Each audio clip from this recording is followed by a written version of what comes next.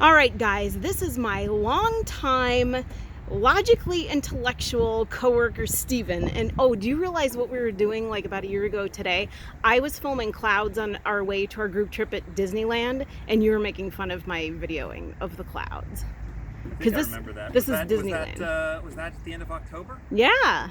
That's right, because it was our Christmas group party, but they had to do it in October to get the right rates or the right time at Disneyland. So talk about a Mandela effect parallel universe in that capacity. All right. Christmas is at Halloween, which well, some no, people... I can explain that. This is a little bit different. So yes. I had a little encounter, shall we say, with the possibility of the Mandela effect this morning. See this shirt? Yeah.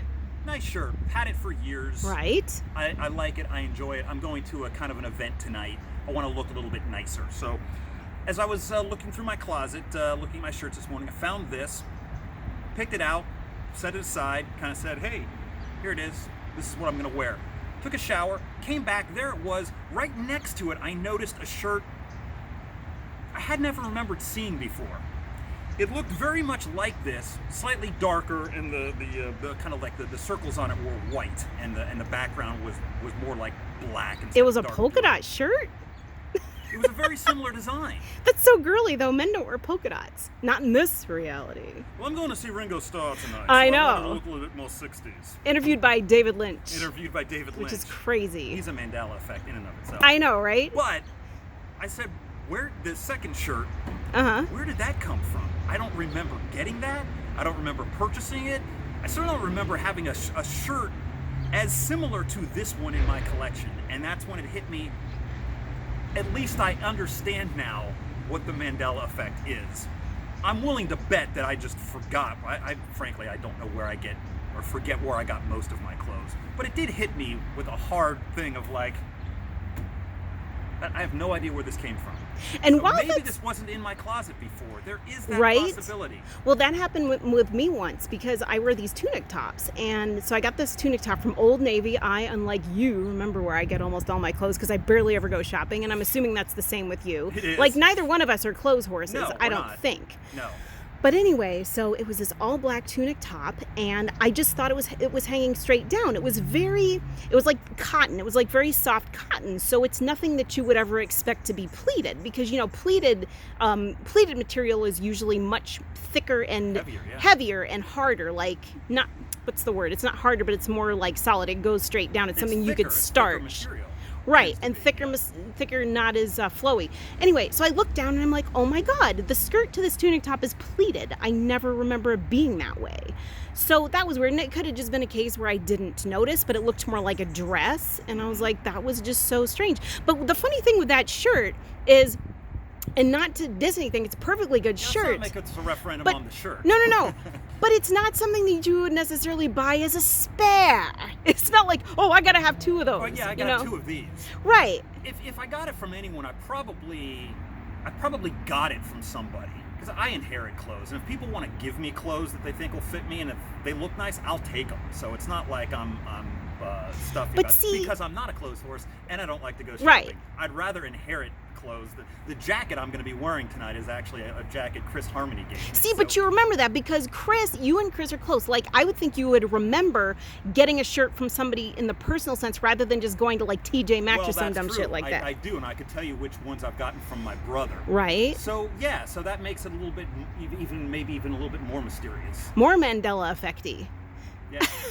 And it's not like, oh, I must have this as a spare. And what's interesting was, I was like, okay, well, I'll wear that then. And I went to put it on, and I was like, actually, it feels a little bit tight. I would rather wear the other one. It's just not as comfortable. So really, why would I have accepted that one? Wait, the shirt. Second shirt.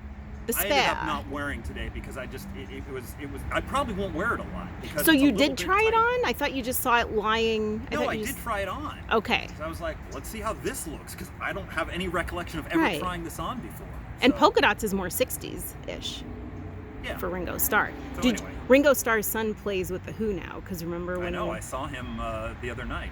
That's right. I've seen Ringo Starr's son in concert more than I've seen Ringo Starr or live. So this thing I'm going to tonight will actually bring them balance it out. Yeah. How's that for an alternate reality? But you said, wait, one more thing is that you said that you were talking with a friend at the I don't Who wanna get into concert. that. You don't want to get Yeah, into no, that. 'cause I like this explanation better. Anyway, real quick, yo, dog, dig. He was talking with a friend about the Mandela effect, which I think is interesting because So I had it in mind. Right. So I think it hit me this way. Because under normal circumstances, I wouldn't have jumped to that particular conclusion, I don't think. But I did today. it just reminds me. It's so funny because when I'm thinking of like the whole spare shirt thing, I'm thinking, did you ever see the John Cleese short film Romance with a Double Bass? No, I've heard of it, but I Oh never my saw God. it. You can see the whole thing on YouTube. It's only about 45 minutes. So anyway, John Cleese is running around naked with this princess that he has to get back to the castle because he's supposed to play at her betrothal ball. This is a very abbreviated Goes around with a summary. double bass to cover See, the nudity. Yes. Well, here's the thing. He's got to carry the base separate because he's carrying the naked princess in the base case because a thief stole their clothes when they both tried to go swimming because it was a really hot day. So, like, he's got to carry the bass case with her in it, and then he's got to go back and get the bass. So the traveling musicians come along, and they're like, Smechkov, because it takes place in Russia. It's based on Anton Chekhov's short story. And they're like, Smechkov, what are you doing? And they think he's, like, maybe taking a leak in the bushes or something. He's like, oh, I'm just trying to get to the ball. It's like, oh, well, what's your bass doing out? He's like, oh, I'm giving it some air or whatever. And then, actually, I made up that line. I can't remember what he told them, but it sounds like something John Cleese would say. So they're like, well, we'll carry it for you. Actually, no, because they noticed the base case. So they're like, we'll take the base case for you. Oh, and he doesn't want to because the princess is inside. The princess is inside. So then they go and take it, and they go, but what's that other base? And he goes, oh, it's a spare. You know, and he just like whispers, it's a spare.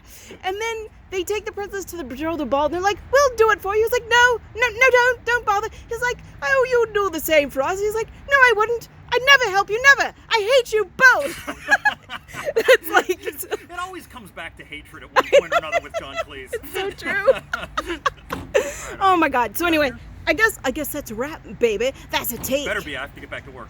You're so California with your sunglasses sitting next to you rather than on your face. Sunglasses, Yeah, boy. I gave you the full picture. The full non-Monty, because we're talking about Peace actual and love, clothes. Which is what Ringo will say. Hey, that's a good impression. All right, baby. Peace and love. I want me mom. I'll be interviewed by David Lynch. He'll be talking like this. Oh my God, I'll so be a trip. crazy. I'm just looking forward to seeing those two on stage. Are you gonna videotape it or anything? Probably No, not. I'm not. You're not a videotape whore like I am. No, I like to be in the experience. I like to watch it. That's I'll good. only videotape something if it's something I've seen once. Like I videotaped a little bit of the Who concert, the second one I saw. But Oh yeah, that's right, because you went twice. yeah. Nerd. All right, I better let you go. All right, peace out. Peace, brother. Do some love.